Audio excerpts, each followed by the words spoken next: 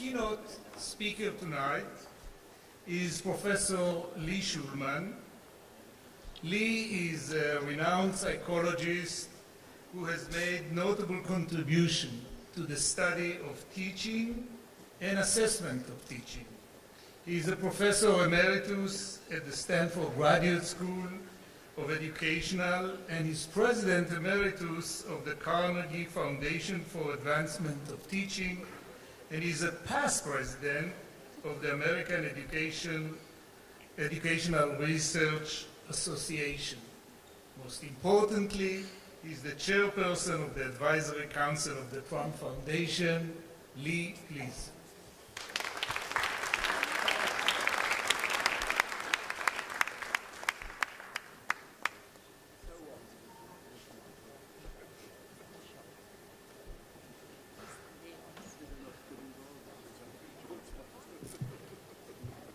Marshall, let me add my own mazal tov to those you have received.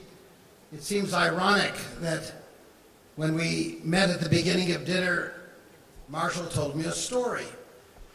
He said he was invited to speak at a synagogue. I don't know if you said where, but let's say it was in New York, so many are. And the rabbi told him he would be given ample time to share his thoughts. But for those of you who frequent synagogues, you know, it was one of those Shabbatot with a bar mitzvah, with 4 baby namings, with 3 people reaching old age. And then the rabbi, of course, had to speak briefly for 25 minutes. And he finally calls up Marshall at noon. And as Marshall explained to me, he whispered to the rabbi, "How much time do I have?" And the rabbi said, as much time as you need. Except you should know there's only one thing that is fixed on Shabbat morning at our synagogue. Kiddush begins at 12:05. So I'm not forgetting that I'm the only thing between you and dessert.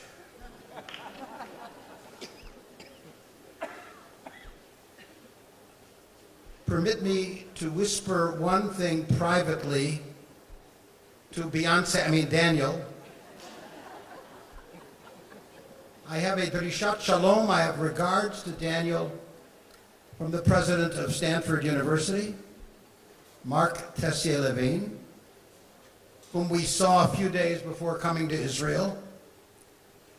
And he was speaking to a group that was brought together by the American Jewish Committee, and he spoke about his travels to Israel and his special sense of affinity to a university that bears many resemblances as a center for science, for technology, to the Weizmann Institute, and especially to its president. Now, why would my president have a special affinity for Daniel, other than the fact that they are both very eminent scientists who gave up their labs to lead a great university? Well, it turns out that Mark Tessier-Levine is the son of a career Army officer, a Canadian Army officer, who was assigned as the Canadian representative to NATO in Brussels. He grew up in Brussels. And when he and Daniel met, what did they discover? They were living at the same time on the same street in Brussels. So Daniel, Darishat Shalom from Mark, and with your permission, I will return the regards when I return to Stanford. All right, we're going to speak very briefly about teaching. Teaching to me is a mystery. I have spent my professional life not only teaching, but spending thousands of hours watching people teach and trying to figure out how in the world they did it. It is the most challenging, complex, demanding, intellectually provocative, difficult job in the world. I spent 10 years of that time studying physicians. I was on the faculty simultaneously of a medical school and of a graduate school of education. So I studied physicians and how they did their work. My friends, let me make something clear. Compared to an average day in the life of a third grade teacher with 25 or 30 kids in a classroom, the work of a neurosurgeon is a piece of cake. Think of it. A neurosurgeon works on the mind, the brain of one patient at a time, surrounded by nurses and other physicians and anesthesiologists. And they're working on, a teacher is working on 30 brains at a time. And you know what? The neurosurgeon's brain is sleeping. Wouldn't it be easier to teach those 30 kids if they were anesthetized? Teaching is extraordinarily difficult. And what we fail to appreciate is with our most advanced teachers, those teachers get smarter about what they do every week when they teach. I know we've talked about the opportunity that we have at Weytzman for teachers, the best teachers from all of Israel, what we called in one of our programs here, morim movilim, leading teachers, to come and learn from the scientists. Well, there's something I learned when I led the Carnegie Foundation for the Advancement of Teaching, and we created a think tank for teachers. We university teachers have a lot to learn from classroom teachers. We should not just be telling, we should be listening. Daniel, let me propose to you that when you bring teachers to Davidson or to our new National Institute for Advanced Teaching, have the best teachers of high school in Israel come observe the best teachers at Weytzman and give them some advice. Because the learning can and must go both ways. What do advanced teachers do? They engage in ambitious teaching. They have high goals. They seek to teach kids beyond the expected levels. They're accomplished. They pull it off somehow.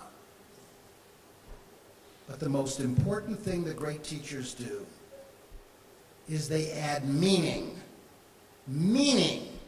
to the lives of their students. Let me tell you a story. My first year teaching at Stanford was 1982. I'd spent 20 wonderful years at Michigan State University, and I moved to Stanford. And one thing I've done every year of my career, I always spend part of my time teaching people learning to teach. And I had a class of about 60 students learning to become high school teachers. And I read their biographies, and I saw one in particular was intriguing. He had a master's degree in engineering from MIT. And he decided engineering was not exciting enough for him. He wanted to teach math in the high school. That's what he was meant to do. And I was giving a class, and I raised the question to the class, do you think that fourth grade children can learn to work with quadratic equations? Well, you know, most of the students, I'd say all of the students said, that's crazy. I didn't learn quadratic equations until I was in high school, and I'm not sure I understand them. And so I did a demonstration based on some work that had been designed by some teachers of mathematics, showing how you could teach quadratic equations to third graders by showing geometrically that a quadratic equation was nothing more than an algebraic statement for making bigger and bigger squares. And we took out some pieces of paper, we cut squares and lines and and for about 30 minutes, these Stanford graduate students were playing with paper. And they were building quadratic equations the way third graders did. I thought it went pretty well. We took a break. And the engineer from MIT came up to my desk. And I thought, oh boy, what did I do now? And he said, I want you to know something. I've been able to do calisthenics with quadratic equations since I was 13 years old. I can do quadratic equations in my sleep. This is the first time I understood why they work. I could do the math, I didn't understand it. Now I know even more clearly why I must become a teacher. Teachers add to knowledge, they add to understanding, they provide a life of meaning. That's what we mean by advanced teaching. Advanced teaching is known by how it affects the minds and hearts of the students who are taught. We're celebrating the beginning of something new today. This institute.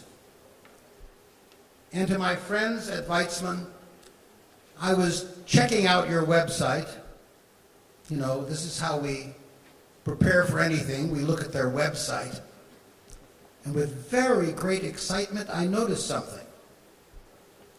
That in January, 2 months from now, Weytzman will celebrate the Jubilee, the Yovel, the 50-year anniversary of the science teaching initiatives that were brought to life by Amos de Shalit shortly before his tragic death in his early 40s. 50 years ago, Weytzman began this concerted effort to transform one of the world's great research universities into a center for science teaching, science teachers, R&D in this field, professional development in this field. And I think it's very significant that this year is the Yovel. It's the Jubilee. And the biblical Yovel is both an end and a beginning at the same time. The Yovel ends a period, but also signals a reinvestment in the richness of the land and the economy, which I think we signal with this event. So I will conclude with the words of Andrew Carnegie, the Scotsman who created the foundation that I had the enormous privilege of leading. When I became president, I asked, what did Andrew Carnegie have in mind for this foundation? And someone showed me a copy of the handwritten letter that Carnegie wrote to establish the foundation in 1905. The purpose of this foundation is to do all things necessary to encourage, uphold, and dignify the profession of the teacher. And when I think about the advancement of teaching that was in the title of the foundation I led, and advanced teaching as the heart of the title of this, Daniel, Ellie, my colleagues, Misrad HaChinuch, I urge you to think about what Andrew Carnegie wrote to me. I felt it was a personal letter as I assumed that responsibility. What can we do through this institute to encourage, to give courage to teachers, to help them take the risks, to be brave, to try new things? To encourage is to grow courage, to uphold, to elevate, to set higher, and to dignify the profession of the teacher. And I think there is no word more significant than the notion of dignity for teachers. Dignity is what we ascribe to others, individually or as a group, who we deem worthy of the highest respect and honor. And we don't do it because they have a great name or because they have a lot of funds. We can, but in the case of teachers, we do it because we respect and honor what they do for the society. If you were asked to imagine what would this society be without Misrad HaChinuch, what would this society be if tomorrow morning all the teachers disappeared? It's unimaginable. And so, my friends, this is a jubilee. This is a yovel. This is a time for Tikiyat HaShofar to signal that, yes, it is 50 years since Amos the Shalit set this great university on the course as a center of education in mathematics and science. But we are starting a new cycle of at least 50 years in this institute, with this ministry, with this great university, and most important of all, with the extraordinary teachers, Hamorim Hamovilim, who will lead this nation and its educational system to even greater greatness. Mazal Tov.